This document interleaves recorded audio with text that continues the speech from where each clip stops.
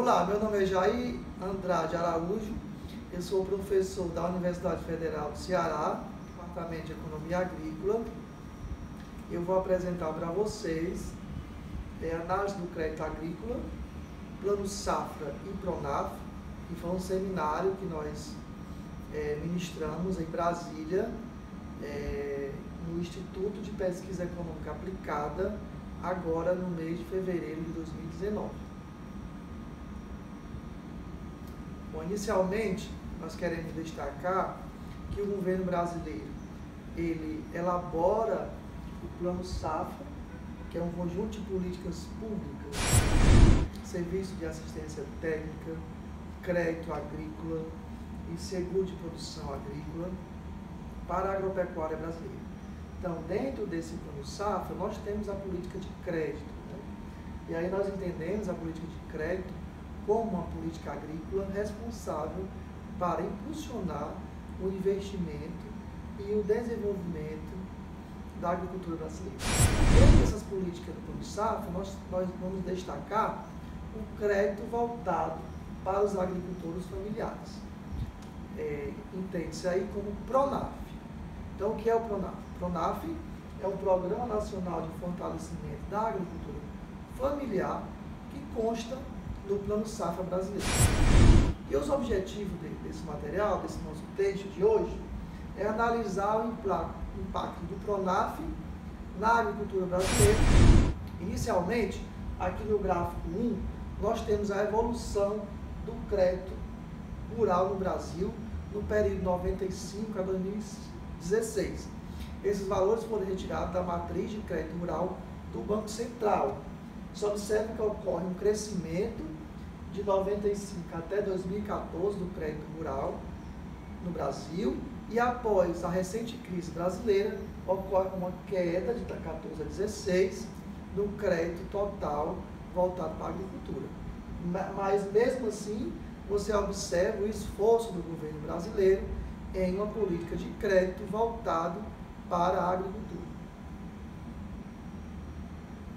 Na tabela, essa tabela que nos segue, nós temos a quantidade e valor dos contratos por região e Brasil, e aí eu destaco apenas o ano de 2017. O que é que se nota? Que a região brasileira que tem a maior quantidade de contrato é a região Nordeste. Em 2017, por exemplo, nós tínhamos aproximadamente 600 mil contratos. No entanto, a região que consegue obter o maior volume de crédito para a agricultura é a região Sul. A região Sul, ela em 2017 conseguiu crédito em torno de 64 bilhões de reais. E com relação ao valor médio do contrato, mais uma vez se nota uma certa heterogeneidade da agricultura. Quando o Nordeste ele tem um valor médio do contrato de 22 mil reais, enquanto a região Centro-Oeste ela tem um valor médio por contrato de aproximadamente 313 mil reais. Então isso mostra, né, uma heterogeneidade na agricultura brasileira e a dificuldade que o Nordeste tem em adquirir crédito agrícola. Nesse slide, nós temos a descrição do Plano Safra de 2015 a 2016 e os principais programas que são descritos no Plano Safra. São diversos programas, né, como por exemplo o Pronap, o Procap Agro, o Programa ABC, o Modeagro. Cada um desses programas, eles têm as suas atividades agrícolas específicas. Nós temos os itens financiados, taxas de juros também são diferenciadas por programas, e nós temos também prazos de pagamento que são diferenciados. Mas dentro de todos esses programas, como eu falei no início, nós vamos destacar apenas nesse nosso estudo o Programa Nacional da Agricultura Familiar. Então aqui nós já temos um primeiro panorama do Programa Nacional da Agricultura Familiar entre as regiões brasileiras. E aí nós temos a participação dos recursos do Pronaf no total de crédito concedido à agropecuária por cada região brasileira no período de 2013 a 2017. Note que a participação do Pronaf com relação ao crédito total, ela é baixa. E ainda mais baixa se você considerar a região centro-oeste. Na região centro-oeste, onde nós temos predominantemente uma agricultura patronal, os créditos do Pronaf eles estão em torno de 4%, 4,7%, 4,9%. Enquanto na região Nordeste, que a maioria do crédito advém da agricultura familiar, nós temos uma participação muito alta do Pronaf. Por exemplo, em 2013, a participação foi 24,85%. E em 2017, 18,53%. O que se observa que, de forma geral, no Brasil, a participação do Pronaf no crédito total da agricultura brasileira é em torno de 12% em 2017. E se observa que o Pronaf é direcionado principalmente para dois segmentos: o segmento de custeio e o segmento mais alimentos. O custeio em 2017 obteve 11 bilhões, aproximadamente 11 bilhões, que foi 55,74% do Pronaf. E o mais alimentos, o Pronaf mais alimentos, recebeu 7 milhões, com um percentual de 74,77% do Pronaf. E aí nós temos a quantidade de contrato do Pronaf por fonte de recursos no Brasil em 2017 e o valor dos contratos do Pronaf por fonte de recursos também no Brasil em 2017. Ou seja, o que nós queremos mostrar nesse slide é de onde vêm os recursos do Pronaf. Então, os programas do Pronaf, ele vem basicamente do FNE, né, o FNE, que em 2017 corresponde a 33,44% dos recursos, e da poupança rural, que em 2017 foi aproximadamente 13,54%. Isso com relação à quantidade. Com relação ao valor, você vê a importância da poupança rural para financiar o Pronaf, com 39,28%. Aqui nós temos a quantidade dos contratos do Pronaf por agente financeiro no Brasil em 2017. Então, uma grande participação do Banco do Brasil, com 44%. Depois nós temos a participação do Banco do Nordeste, com 39%. Outros bancos públicos, cooperativa de créditos, com 18%. Outros bancos públicos, 2%. E fica aí um restante de aproximadamente 1% dos bancos de desenvolvimento e agências de fomento. E aí nós temos o valor dos contratos do Pronaf por agente financeiro também em 2017. Destaca-se também a presença do Banco do Brasil, com 59% com relação ao valor do Pronaf total, e o Banco do Nordeste, com a participação de 6% no volume do valor total de crédito concedido à agricultura familiar em 2017. Bom, aqui eu tenho só um slide que mostra que o Pronaf, independente das regiões brasileiras, ele foi direcionado basicamente para dois segmentos: para o custeio e o investimento na agricultura. Aqui nós temos a quantidade e valor dos contratos do Pronaf pelo tipo de beneficiário. Então, a principal beneficiário do Pronaf, de fato, é o produtor rural. Em 2017, o produtor rural teve no Brasil inteiro 1 milhão e poucos contratos, correspondendo a 99,58%. E também eu tenho uma pequena participação do pescador, com 0,5% no número de contratos e 2,93% no valor dos contratos em 2017. Os outros tipos de beneficiário têm uma pequena participação, mas aí podemos destacar, por exemplo, que tem o extrativista, a cooperativa, o silvicultor. Bom, aqui nós temos o valor médio dos contratos de crédito por estabelecimento na agricultura não familiar por regiões brasileiras em 2003 a 2017. Você note que o crédito agrícola direcionado para a agricultura não familiar, ele é bastante elevado no Brasil. Note, a região sul, em 2017, ela teve, em média, 196 mil por contrato para a agricultura patronal. A região nordeste, em 2017, teve um volume de 285 mil, né, valor médio de contratos para a agricultura não familiar. No próximo slide, nós vamos ver o valor médio do contrato do crédito rural da agricultura familiar. Note o seguinte, nós compararmos esse slide com o anterior, você observa que o crédito rural, o valor médio do crédito rural para a agricultura familiar, ela é bem inferior da agricultura familiar. Por exemplo, na região nordeste, em 2017, o valor médio dos contratos para a agricultura familiar foi em torno de R$ 5.400.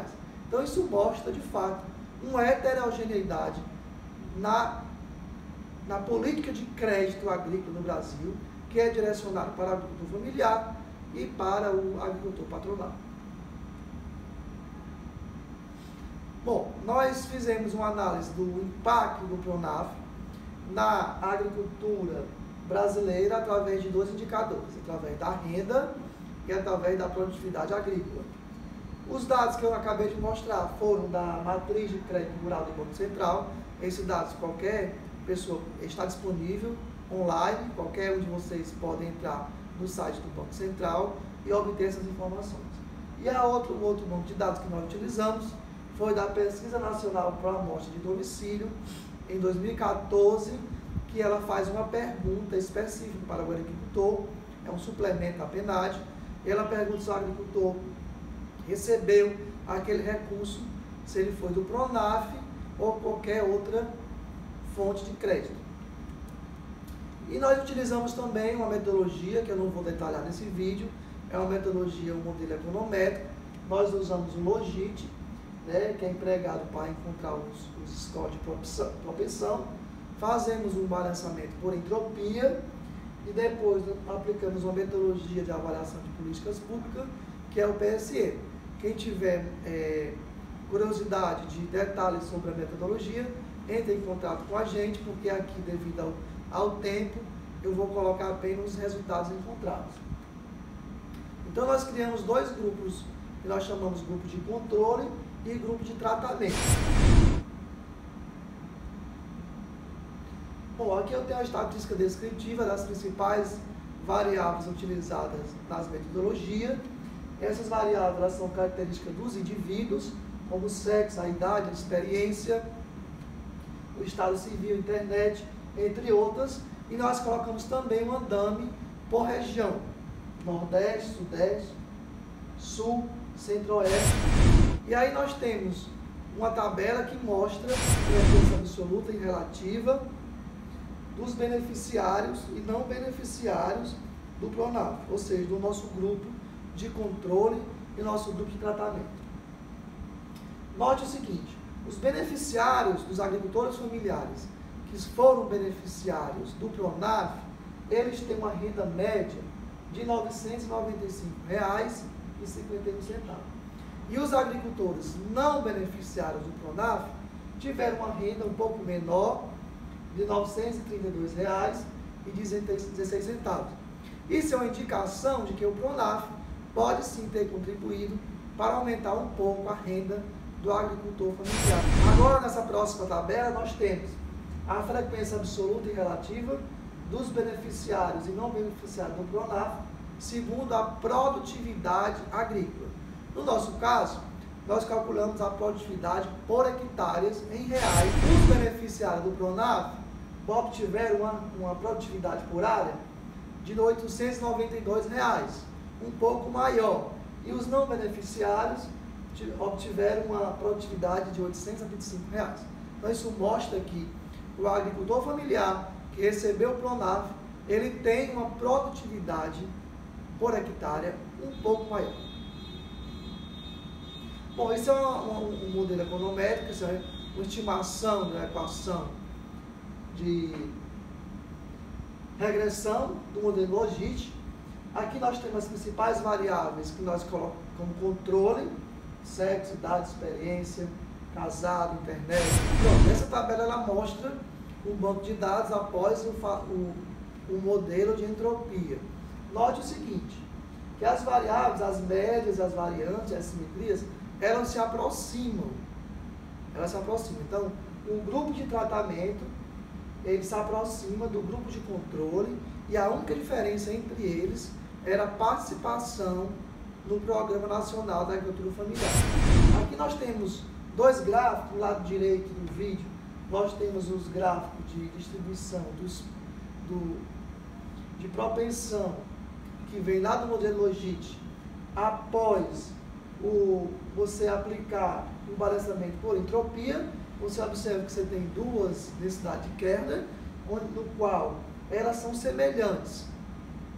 Do lado esquerdo, você tem aqui duas densidades, no qual elas são bastante diferenciadas. Então, esse conjunto de informações é o conjunto sem o balanceamento por entropia. Naquele lado lá, nós temos o conjunto, né, são duas distribuições, já com o modelo balanceado, e os valores dos grupos de controle e tratamento, eles se aproximam. E aí, finalmente, nós temos o impacto do PRONAF na renda do produtor e na produtividade agrícola. O que se observa é que o Programa Nacional da Agricultura Familiar, ele aumenta a renda do agricultor em torno de 10%, e esses 10% foram significativos, e a produtividade por área, nós temos um aumento de aproximadamente 15%. Então, isso mostra a importância do crédito agrícola brasileiro para suprir, né, a agricultura familiar, somente para custeio e investimento, que pode possibilitar o aumento da renda do agricultor familiar. E aí nós vamos para as considerações finais. O que é que nós temos de considerações finais? Inicialmente, existe uma grande desigualdade com relação à concessão de crédito no Brasil, com aquele crédito voltado para o agricultor patronal e o crédito voltado para o agricultor familiar. Além disso, nós temos uma grande desigualdade no crédito entre as regiões brasileiras. Então, nós dizemos que a política de crédito no Brasil ela é bastante heterogênea. E os beneficiários do PRONAF apresentam, em média, uma renda e produtividade agropecuária superiores àqueles agricultores com as mesmas características que não foram beneficiados pelo PRONAF. E o PRONAF tem sim impactos positivos na agropecuária e na produtividade agrícola brasileira. Então, nós estamos encerrando aqui esse vídeo. Se vocês tiverem alguma dúvida, vocês podem entrar em contato. O meu e-mail é jair.andrade@ufc.br.